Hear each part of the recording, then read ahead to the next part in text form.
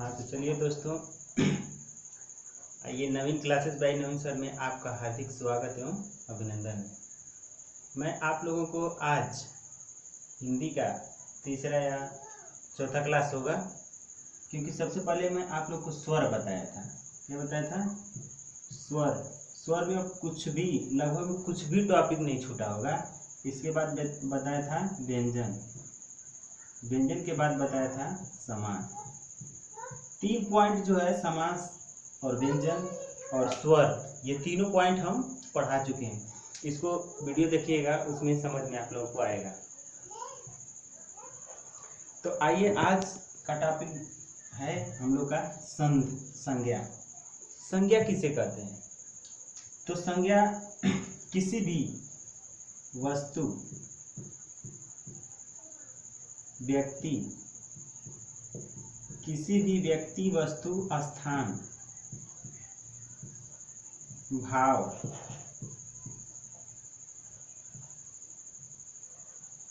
गुण के नाम को ये क्या कहा जाता है? संज्ञा कहा जाता है। जैसे मान लीजिए, हमको पता है कि दुनिया में जो भी कुछ नाम है किसी चीज का, या तो मान लीजिए ये मार्कर ही है, ये चाक है, ये श्यामपट्ट है, ये बल्ब है, ये मोबाइल है। मतलब दुनिया में कोई भी वस्तु अगर हमको जो दिख रही है, उसका कोई ना कोई नाम होगा, और वही उसकी क्या होती है? संज्ञा होती है। मतलब संज्ञा का मतलब कि पहचान करना। संज्ञा का मतलब पहचान करना। जैसे कहते हैं ना कि कोई मामला, ये मामला जो है संज्ञान में आ गया है, मतलब अब इसकी पहचान हो चुकी है। तो संज्ञा का शाब्दिक अर्थ हुआ कि उसकी किसी भी वस्तु को किसी के नाम से पहचान करना ही क्या कहलाता है? संज्ञा कहलाता है। तो संज्ञा जैसे क्या होगा? व्यक्ति का नाम, व्यक्ति के नाम में आ जाएगा राम, श्याम, मोहन, सोहन इत्यादि। मतलब ये जो नाम है, ये किस में आ जाएगा? ये संज्ञा है। वस्तु का मतलब जैसे कलम, मेज, कुर्सी, ये सब इत्यादि। और स्थान के नाम आ जाएगा, जैसे तिलेसड़ा ले लें, गाजीपुर, वाराणसी,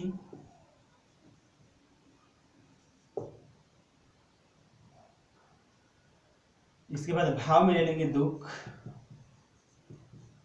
सुख, प्रसन्नता। तो ये सब क्या होगा? भाव के अंतर्गत आएगा। गुण में ले लेंगे जैसे ईमानदारी, दया, करुणा। तो जिस व्यक्ति या वस्तु या स्थान या भाव के नाम से उसकी हम क्या करते हैं? पहचान करते हैं, वही उसकी क्या होती है? संज्ञा होती है। अब यहाँ तक हम लोग को समझ में आया। संज्ञा की परिभाषा होती है किसी भी व्यक्ति, वस्तु या स्थान या भाव या गुण या दशा के नाम को क्या कहा जाता है? संज्ञा कहा जाता है। अब संज्ञा के भेद कितने हैं? तो आते हैं संज्ञा के भेद। तो संज्ञा के मुख्यतः 3 भेद होते हैं: व्यक्तिवाचक,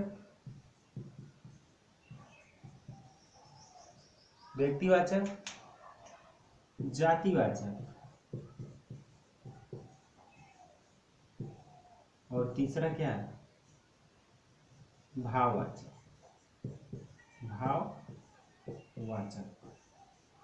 मतलब मुख्य रूप से 3 होते हैं, और पूरा मिला देंगे तो कितना होता है? 5 होता है। मतलब 2 इसमें और बढ़ जाएंगे, 1, 2, 3, और जो चौथा होता है वो द्रव्यवाचक या पदार्थवाचक, और 5वां होता है समूहवाचक। यहां तक हम लोग क्लियर हो गया?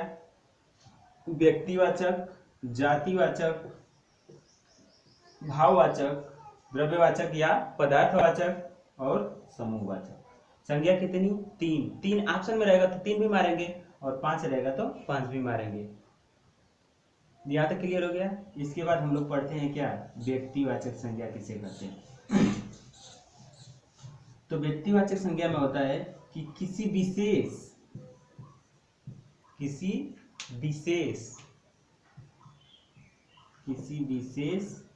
व्यक्ति, वस्तु या स्थान के नाम को क्या कहा जाता है, व्यक्तिवाचक। और दूसरा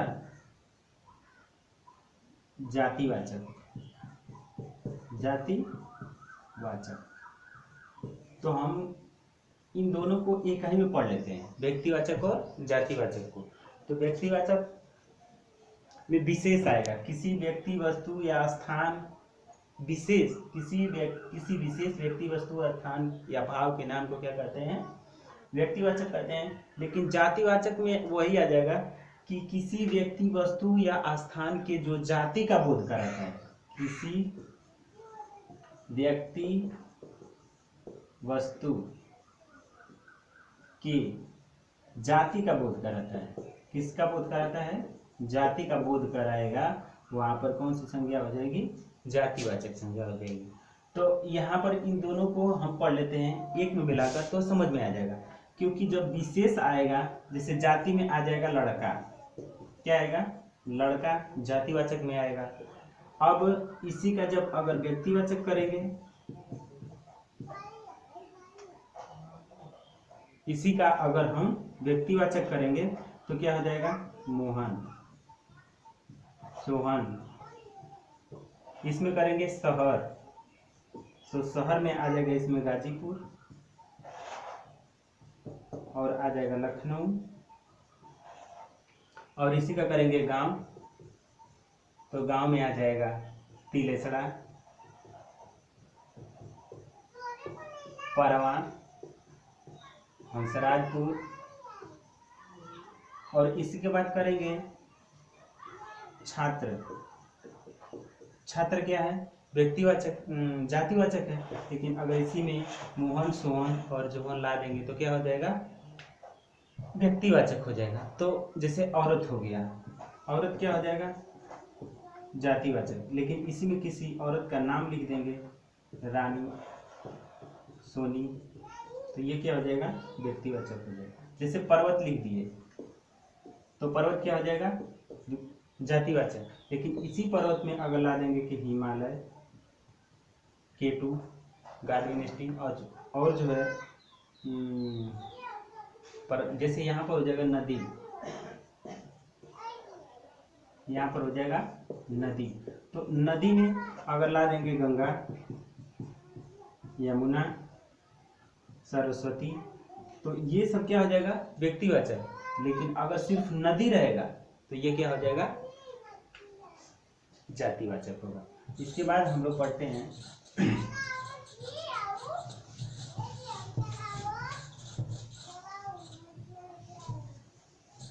इसके बाद व्यक्तिवाचक, जातिवाचक हो गया। इसके बाद आ जाएगा हमारा समूहवाचक, समूहवाचक संज्ञा, समूहवाचक संज्ञा। तो समूहवाचक संज्ञा होता है कि मतलब किसी समूह का बोध करे, जिस संज्ञा से किसी समूह का बोध हो, उसे क्या कहते हैं, समूहवाचक संज्ञा कहते हैं। जैसे इसमें ले लेंगे हम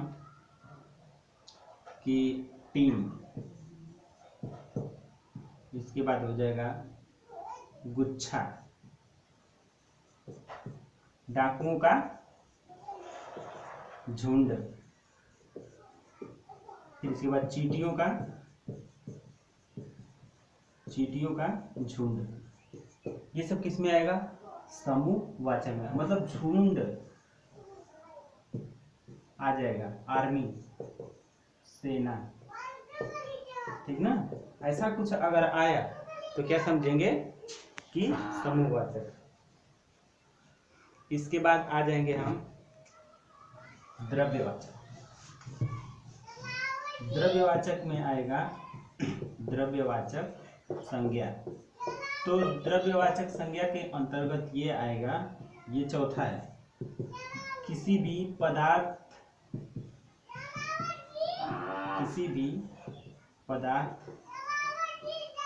या द्रव्य का बोध होता है, वहाँ पर क्या होता है, द्रव्यवाचक संज्ञा होती है। जैसे मान लेंगे गेहूं,